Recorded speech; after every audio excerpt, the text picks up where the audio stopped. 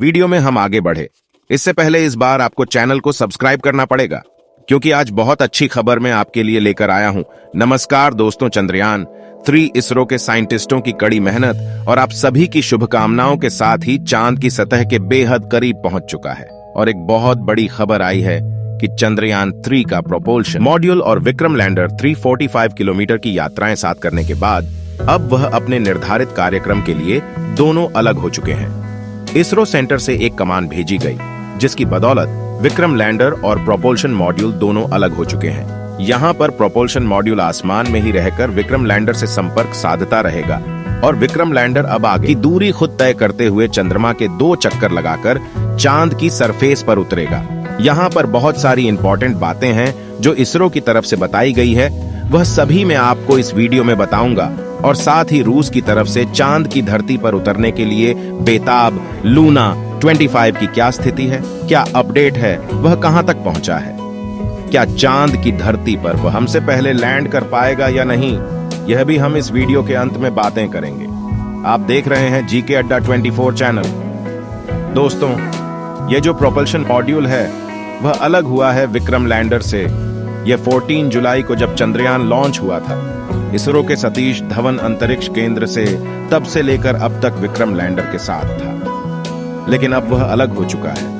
अब दोनों ही module Vikram lander और प्रोपल्शन मॉड्यूल अपना अपना कार्य करेंगे, यानी कि अपने मिशन को कामयाब बनाएंगे। इसके लिए दोनों आगे बढ़ चुके हैं और अपने पथ पर अग्रसर है। अब वैज्ञानिकों के पास 4 दिन का समय और है, जिसमें वह विक्रम लैंडर और प्रोपल्शन मॉड्यूल के सभी सेंसर और ऑपरेशन के लिए भेजे गए सभी उपकरणों की जांच करेंगे कि कहीं उनमें कोई डैमेज तो नहीं आया, अंतरिक्ष में जो रेडिएशन है उसकी वजह से उन्हें कोई नुकसान तो नहीं पहुंचा है। इसे चेक करके कंफर्म कर लिया जाएगा। साथ ही इसका अगला चरण दी बूस्टिंग का होगा। विक्रम लैंडर की स्पीड को कम किया जाएगा दी बूस्टिंग की प्रक्रिया के दौरान, यानी कि उसके इंजन को उल्टा घुमाया जाएगा ताकि उसका थ्रस्टर जो है वह चांद की सतह की विपरीत बूस्ट होगा और अपनी स्पीड को कम करेगा, ताकि हम 23 अगस्त को इसे सुरक्षित लैंड करवा पाए। यहाँ पर विक्रम लैंडर को अपने थ्रस्टर का इस्तेमाल करना होगा और खुद ही अपनी गति को धीमा करना होगा। इसरो के कमांड सेंटर के अनुसार अब यहाँ पर जो प्रोपल्शन मॉड्यूल है वह इसरो के कमांड सेंटर से डाटा को ग्रहण करेगा, यानी कि जो कमान भेजी जाएगी उसे पृथ्वी से प्राप्त करेगा और विक्रम लैंडर को वह कमान देगा, जिससे वह अपनी सॉफ्ट लैंडिंग को आगे कामयाब बनाएगा।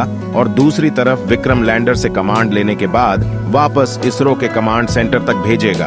और अब 18 और 20 अगस्त को होने वाले दी ऑर्बिटिंग के जरिए विक्रम लैंडर को 30 किलोमीटर वाले पेरिलून और 100 किलोमीटर वाले एपोलून ऑन ऑर्बिट में डाला जाएगा।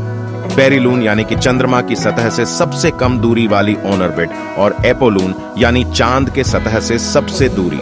अब तक की यात्रा प्रोपल्शन मॉड्यूल ने विक्रम लैंडर को पूरी करवा दी थी, लेकिन अब आगे की जो दूरी है वह विक्रम लैंडर को खुद तय करनी है।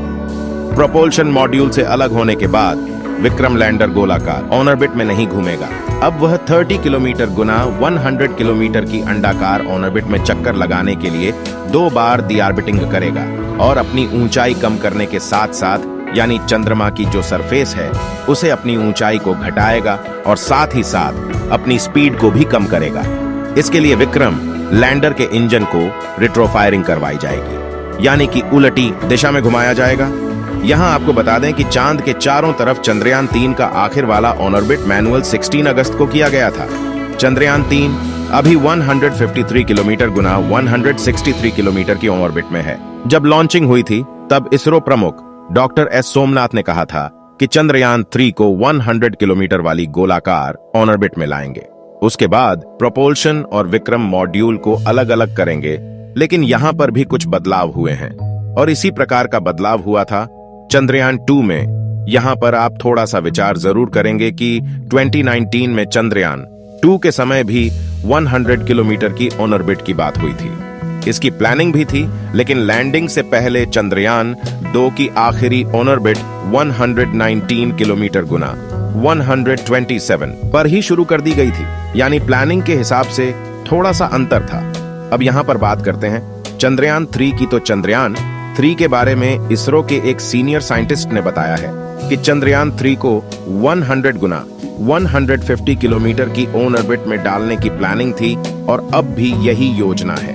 यह फैसला हाल ही में लिया गया है, इसलिए 16 अगस्त 2023 को चंद्रयान 3 ने जो ऑन ऑर्बिट हासिल किया वह उसी का नतीजा था। तो लैंडिंग में अब आज के बाद केवल 4 ही दिन बचेंगे और इस बार जब विक्रम लैंडर को 30 किलोमीटर गुना 100 किलोमीटर की ऑन ऑर्बिट मिल जाएगी, तब शुरू होगा सबसे कठिन चरण, यानी सॉफ्ट लैंडिंग की जो प्रक्रिया है वह 30 किलोमीटर की दूरी आने के बाद विक्रम लैंडर की गति को कम करेगा और चंद्रयान 3 धीमे धीमे चांद की सतह पर उतर जाएगा।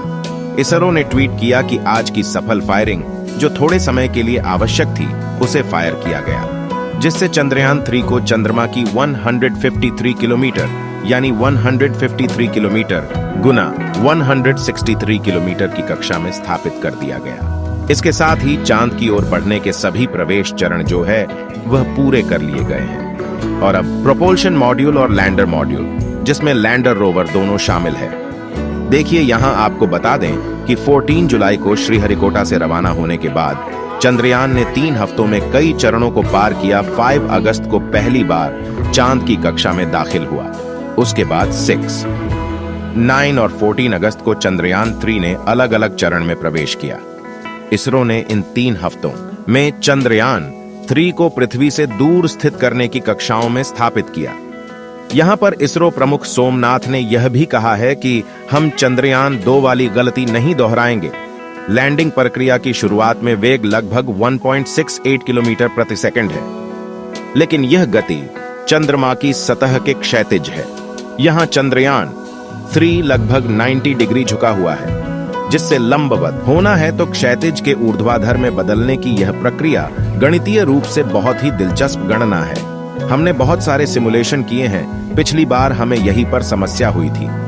सोमनाथ ने कहा कि इसके अलावा हमें यह सुनिश्चित करना होगा कि ईंधन की खपत कम हो, दूरी की गणना सही हो और सभी एल्गोरिथम ठीक से काम कर रहे हो। इन सब की जांच होने के बाद हम चंद्रयान को सॉफ्ट लैंडिंग के द्वारा चंद्रमा की सतह पर उतार देंगे और दूसरी तरफ लूना 25 जो कि रूस का चंद्रयान है और यह चंद्रमा की सतह पर चंद्रयान 3 से पहले उतरने के लिए बेताब है। फिलहाल वह बहुत तेज गति से चंद्रमा की तरफ आगे बढ़ रहा है। अब देखना होगा कि वह चांद की सतह पर सॉफ्ट लैंडिंग कर पाता है या नहीं। यहाँ पर वैज्ञानिकों की बात करें तो इसरो के वैज्ञानिक चंद्रयान 3 को लेकर कहते हैं कि इस बार चंद्रयान 3 का 100% सॉफ्ट लैंडिंग करने का प्लान है, क्योंकि हमने इस बार चंद्रयान 3 को इसी प्रकार से डिजाइन किया है ताकि किसी भी प्रकार की कोई गलती की गुंजाइश न हो और 100% सॉफ्ट लैंडिंग की गुंजाइश है। दूसरी तरफ जो रूस की अंतरिक्ष स्पेस एजेंसी है, उनके वैज्ञानिकों की माने तो उनका कहना है कि हमारा जो लैंडर है उसका वहां पर सही सलामत उतरने की जो गुंजाइश है वह केवल 70% ही है। तो यहाँ पर पूरी संभावना है कि चंद्रयान 3 इस बार उनसे पहले सॉफ्ट लैंडिंग करेगा, क्योंकि सॉफ्ट लैंडिंग की कोशिश तो हमसे पहले रूसी करने वाला है। लेकिन हो सकता है कि उनका अगर क्रैश लैंड हो गया तो यह खिताब हमसे कोई नहीं छीन पाएगा, जो कि रूस ने सोच लिया था कि चंद्रयान 3 सॉफ्ट लैंडिंग करके भारत दुनिया का पहला देश ना बन जाए, इसलिए मैं वहां पर पहले उतरता हूं। लेकिन अगर हम सही सलामत वहां पर उतर गए तो हमारे लिए यह एक बड़ी उपलब्धि होगी। और जैसा कि उनके वैज्ञानिक बता रहे हैं, रूस के 70% ही उनके उतरने की गुंजाइश है, तो हो सकता है कि वह क्रश लैंड भी कर जाए। तो फिलहाल हम चंद्रयान 3 के साथ हैं। उम्मीद करता हूं कि चंद्रयान 3 आप सभी की दुआओं के साथ वहां पर सुरक्षित सॉफ्ट लैंडिंग करेगा। उम्मीद करता हूं आज की जानकारी आपको जरूर पसंद आई होगी। आप इस वीडियो को लाइक और शेयर कीजिएगा और चैनल जीके अड्डा 24 को सब्सक्राइब करना ना भूलिएगा, ताकि आगे आने वाले वीडियो का नोटिफिकेशन आपको समय पर मिल सके। मिलते हैं अगले वीडियो में, तब तक के लिए जय हिंद जय भारत।